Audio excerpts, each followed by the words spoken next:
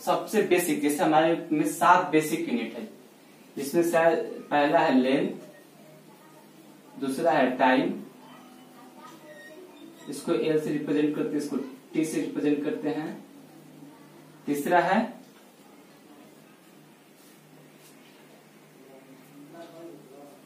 Amount of substance को मोल से, ठीक है, टेम्परेचर, जिसको हम टी या कहीं कहीं थीटा से भी रिप्रेजेंट करते हैं। फिर आता है इलेक्ट्रिक करंट, इसको हम आई से रिप्रेजेंट करते हैं। और आता है लुमिनस ऑफ ऑब्जेक्ट, जिसको बोलते हैं इंटेंसिटी से रिप्रेजेंट करते हैं, आई से, इसको भी।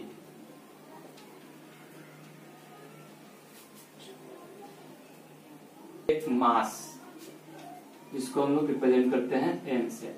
तो ये जो 7 है बेसिक यूनिट, इसके फॉर्म में जो भी हम चीजों को लिखते हैं वो क्या होता है, डायमेंशन होता है। तो इसमें कुछ करना नहीं है, जैसे मीटर है, इसका डायमेंशन निकालने के लिए मीटर है, तो मीटर का क्या लेंथ का होता है, तो लेंथ बटे में क्या है, सेकंड, सेकंड किसका है, टाइम का, टाइम हो गया। तब इसको ऊपर ले जाएंगे तो क्या हो जाएगा, L T to the power -1, ये होगा डायमेंशन। इसलिए हम लोग क्या करेंगे, यूनिट और डायमेंशन साथ साथ में देखते चलेंगे, उसके लिए हम अलग पढ़ाएंगे नहीं, ठीक है, क्योंकि उसमें टाइम वेस्ट होगा और नॉर्मली चीजें उतना ज्यादा आएंगी नहीं, क्योंकि जो भी चीजें आपकी क्लास में डिस्कस होंगी वो नॉर्मली 9 को चीजें हैं और 10th की चीजें हैं, क्योंकि 9 की क्लास में आपकी मोशंस है, और जो भी मोशंस है, मोशन 1 डायमेंशन है, बॉल को फेंकना, उसका वेलोसिटी निकालना, और 10th की करंट और हीट वर्क वगैरह है जो डिस्कस होगी, ठीक है।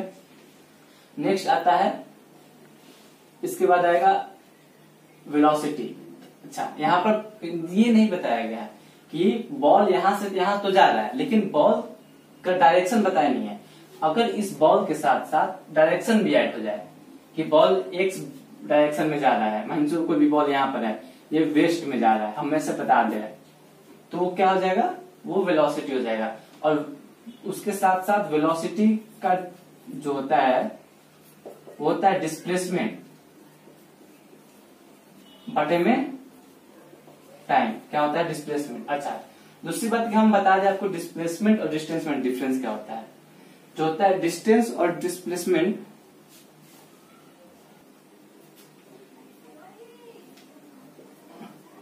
डिस्टेंस और डिस्प्लेसमेंट ये दोनों में हम थोड़ा सा बता देते हैं ताकि आसानी हो आगे बढ़ने। डिस्टेंस क्या होता है, डिस्टेंस है स्केलर क्वांटिटी।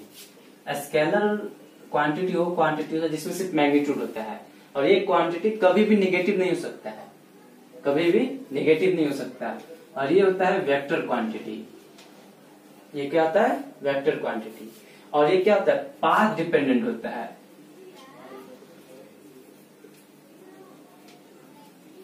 ये पाथ इंडिपेंडेंट होता है। मतलब कोई भी बॉडी है, मान के चलो यहां से चल रहा है, ये यहां से ऐसे ऐसे करते ऐसे यहां पर पहुंचा, तो ये पूरी रास्ते की जैसे जैसे गया है, ये पूरा जो रास्ता ये जो मेजर होगा वो डिस्टेंस होगा।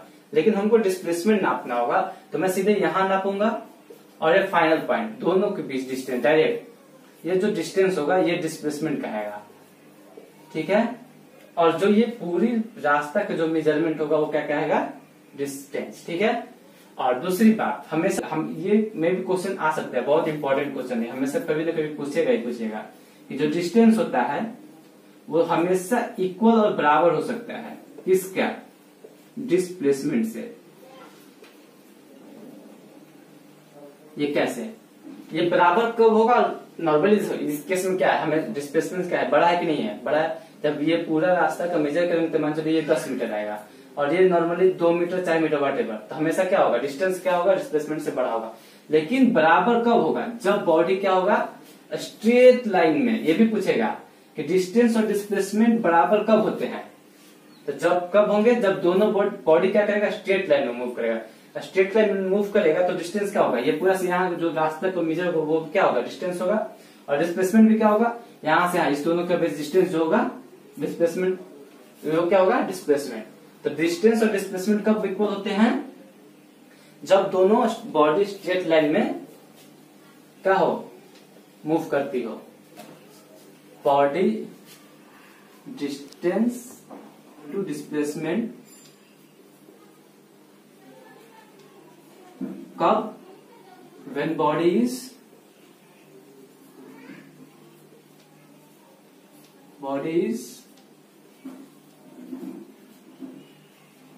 moving in a straight line। तब ये एक इंपॉर्टेंट पॉइंट है दो, कि डिस्टेंस जो होता है हमेशा डिस्प्लेसमेंट से इक्वल या बराबर होता है, और इक्वल होगा एक ही केस में जब बॉडी क्या हो, स्ट्रेट लाइन में मूव करे।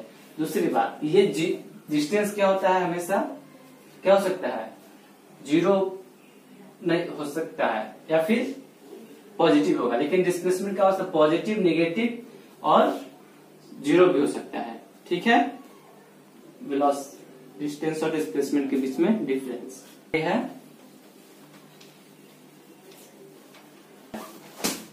कि कोई एक क्या है, कि कोई एक बॉडी है,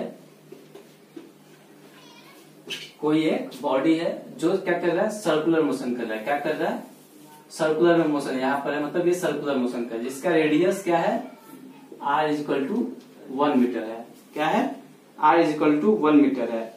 और इनफॉर्म, अच्छा दूसरी बात, ये सर्कुलर मोशन कर रहा है तो इसमें कभी भी कोई भी बॉडी बोलेगा इसमें कि इनफॉर्म स्पीड से कर रहा है। क्या कर रहा है, इनफॉर्म स्पीड से कर रहा है।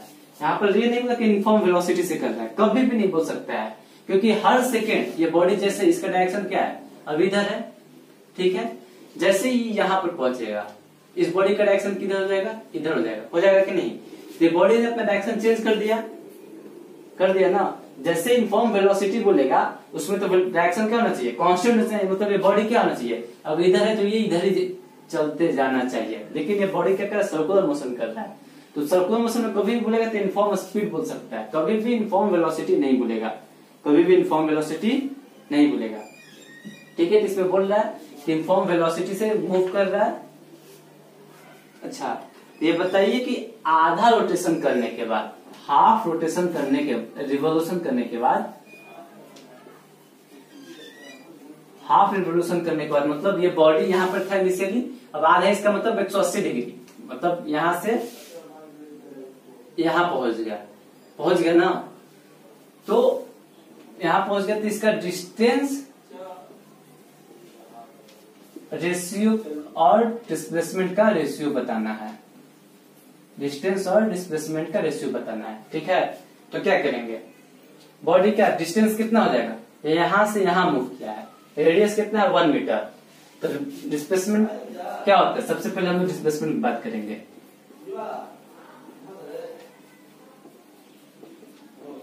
क्या होगा, इस दोनों यहां और यहां के बीच में जो इनिशियल और फाइनल, तो इस दोनों के बीच शॉर्टेज डिस्टेंस कितना है, पॉइंट ए और पॉइंट बी मान लेते हैं। तो इसके बीच में शॉर्टेज डिस्टेंस तो या तो एक इधर से आ सकता है, ये ए ओ बोल देते हैं, ए पी बोल देते हैं। तो इसका शॉर्टेज डिस्टेंस ए और बी के बीच में क्या है, ए पी बी हो सकता है, क्योंकि यहां से ये शॉर्टेज डिस्टेंस है और ये क्या है, बॉडी पे से मूव करके आते, ये क्या हो जाएगा, ये जो ए ओ बी होगा ये आपका क्या होगा, डिस्टेंस होगा, और ए पी बी क्या होगा, ये आपका हो जाएगा, क्या हो जाएगा, डिस्प्लेसमेंट। डिस्प्लेसमेंट क्या हो जाएगा, equal to A P B, ये क्या हो जाएगा, कितना हो जाएगा डिस्टेंस, ये रेडियस दुगना होगा, equal to 2 into R, equal to 2 into 1, equal to 2 metre. ये हो जाएगा आपका डिस्प्लेसमेंट। और डिस्टेंस कितना होगा, क्या होगा, ए ओ बी, जो आर ए ओ बी का जो डिस्टेंस है, तो कितना हो जाएगा, ये पूरा सर्किल का कितना होता है 2 पाई आर, तो आधा कितना होगा 2 पाई आर बाई 2, यानी पाई इंटू 1। अब दोनों का क्या पूछा है, रेशियो पूछा है, तो रेशियो क्या हो जाएगा, डिस्टेंस, पहले डिस्टेंस कितना है भाई, पाई इंटू 1, डिस्प्लेसमेंट कितना है 2, इक्वल टू ये pi ratio, pi by pi ratio 2। यही आपका आंसर होगा, ये क्वेश्चन आया हुआ है। तो एवरेज स्पीड, एवरेज स्पीड क्या होता है, टोटल डिस्टेंस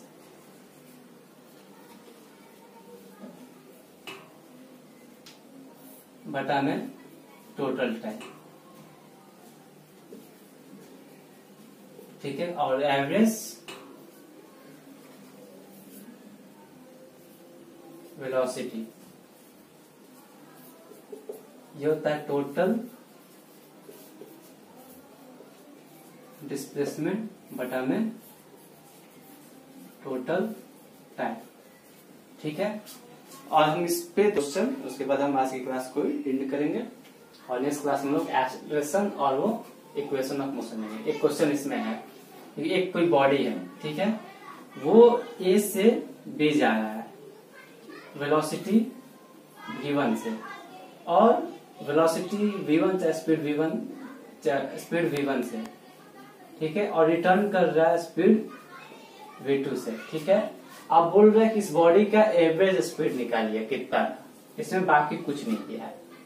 ठीक है, तो इसमें से तो पहले हम लोग जानते हैं क्या एवरेज स्पीड के लिए क्या होता है, क्या होता है टोटल डिस्टेंस बटा में टोटल टाइम। हमें तो टाइम दिया ही नहीं है, सो बी के बीच कितना टाइम है, तो हम मान लेंगे कि लेफ्ट डिस्टेंस कितना है, डी है, कितना है डी है, तो टाइम कितना होगा, तो हम लोग क्या जानते हैं, टाइम इज इक्वल टू, जैसे क्या होता है speed is equal to distance by time, तो टाइम को इधर तो स्पीड को नीचे, तो कितना हो जाएगा डिस्टेंस बटा में स्पीड। डिस्टेंस कितना है डी है, और स्पीड कितना है v1 है, ये किधर हुआ ए से बी का, उसी तरह बी से ए का कितना हुआ, डिस्टेंस तो उतना ही रह गया जितना था पहले ही डी, और स्पीड इस बार कितना है v2, ठीक है। अच्छा अब क्या निकालना है हमको, एवरेज स्पीड। तो एवरेज स्पीड क्या होता है, टोटल डिस्टेंस। टोटल डिस्टेंस कितना है, ए से बी एक बार, फिर बी से ए एक बार, तो कितना हुआ डी प्लस डी। और टाइम टेकन, टाइम टेकन कितना हुआ, पहला बार में कितना हुआ, टोटल टाइम कितना हुआ, D by V one plus D by V two हुआ ना। तो कितना हो जाएगा आप कैलकुलेट करने पर,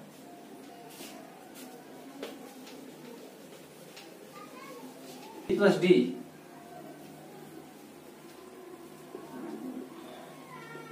टू डी, इसका हम एलसीएम ले लेंगे नीचे, तो कितना हो जाएगा v1 v2, ये क्या हो जाएगा d कॉमन निकाल लेते हैं, ये हो जाएगा v2 प्लस v1, हो जाएगा d common v2 plus v1, D खत्म, कितना हो जाएगा 2v1 v2 अपॉन में v1 plus v2।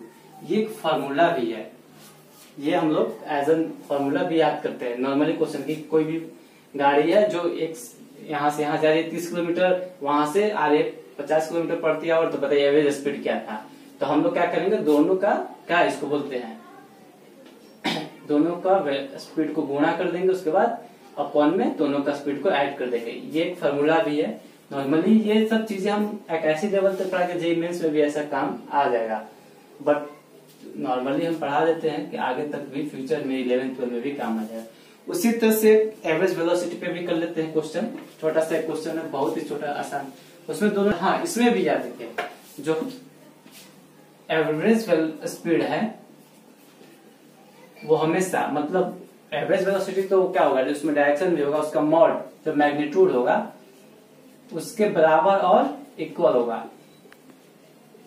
Average speed जो होगा हमेशा एवरेज वेलोसिटी से क्या होगा, बड़ा होगा या फिर उसके बराबर होगा, ठीक है। और इसमें क्वेश्चन है कि कोई भी एक बॉडी है जो सर्कुलर पाथ पे इनफॉर्म सर्कुलर मोशन कर रही है। इनफॉर्म सर्कुलर मोशन मतलब इनफॉर्म स्पीड से, ऐसा नहीं कि इनफॉर्म सर्कुलर मोशन ऐसा कोई समझ ले कि नहीं ये क्या इनफॉर्म वेलोसिटी से, नहीं इनफॉर्म वेलोसिटी नहीं हो सकता कभी सर्कुलर मोशन में, क्योंकि हर सेकेंड ये डायरेक्शन अपना क्या करता है, चेंज करता है। तो कोई भी बॉडी है जो पॉइंट ए से पॉइंट डी आ रही है, इसका स्पीड दिया हुआ है v, कितना दिया है v, ठीक है। तो बताइए एवरेज स्पीड और एवरेज वेलोसिटी कितना हो, ठीक है। अच्छा ए से बी जाने का, ए से बी का एक तो पाथ ए पी है, एक ये हो गया, तो क्या, तो डिस्प्लेसमेंट होगा वो डिस्टेंस का पाथ होगा, और ए और बी जो पाथ होगा डिस्प्लेसमेंट का पाथ होगा, क्योंकि ये शॉर्टेस्ट पाथ है। यहाँ से ए और बी के बीच आने की सबसे निम्न दूरी इस ए और बी के रास्ते ही हम पहुंच सकते हैं। तो हमको निकालना क्या है, एवरेज स्पीड। तो एवरेज स्पीड के लिए क्या होगा, टोटल डिस्टेंस। तो टोटल डिस्टेंस क्या होगा, A O B, R A O B का लेंथ बटा में टोटल टाइम। अच्छा टाइम निकालने के लिए क्या होगा, इसके पास कितना है, स्पीड कितना से मूव कर रहा है, v स्पीड से मूव कर रहा है, ठीक है। तो ये डिस्टेंस कितना हो जाएगा पूरा कवर करने में, तो टाइम टेकन कितना होगा, मान जो एक राउंड मार रहा है, तो एक राउंड पूरा करने के लिए कितना हो जाएगा, 2πr अपॉन में v हो जाएगा ना। अच्छा ये एओपी जो पार्ट है ये कितना है, ये सर्किल का कितना पार्ट है, 1/4 पार्ट है, तो इसको क्या कर देंगे 1/4 से और डिवाइड कर देंगे, तो हमको टाइम टेकन निकल जाएगा, ये कितना हो जाएगा 2, यानी πr/2v जो होगा कितना होगा टाइम टेकन, ए से बी आने का टाइम टेकन कितना हो जाएगा, टोटल टाइम टेकन πr/2v। ए और बी का डिस्टेंस कितना हो जाएगा, ये कितना है 2πr का कितना है 1/4 है, तो यानी πr/2 अपन में πr/2v हो जाएगा। ये कितना हो जाएगा, ये से ये v अपन में ये हो जाएगा πr, तो क्या होगा एवरेज स्पीड कितना आ गया इसका v आ गया, कितना आ गया v आ गया। और इसका जो एवरेज वेलोसिटी होगा वो अच्छा ये बता, इसका रेडियस कितना दिया हुआ है, दिया हुआ है रेडियस नहीं दिया हुआ है, इसका रेडियस मान लेते हैं हम r दिया हुआ है, तो ये कितना हो जाएगा एओबी का कितना हो जाएगा, क्या पाइथागोरस थ्योरम से निकल जाएगा एओबी, आर का रूट ओवर आर का स्क्वायर प्लस आर का स्क्वायर, ये कितना √2r हो जाएगा। तो टोटल डिस्प्लेसमेंट कितना हुआ √2r। और टोटल टाइम टेकन तो दोनों बराबर ही लगेगा यहाँ से बी जाने में, तो πr/2v। तो एक कितना हो जाएगा ये 2 × v × 2 अपॉन में पाई, ये हो जाएगा 2√2v अपॉन में पाई, ये हो जाएगा एवरेज वेलोसिटी। अब हम लोग नेक्स्ट क्लास में पढ़ेंगे एक्सीलरेशन और इक्वेशन ऑफ मोशन। ठीक है, थैंक यू। अगर कोई डाउट हो तो आप जरूर ही कमेंट बॉक्स में डाल दीजिएगा।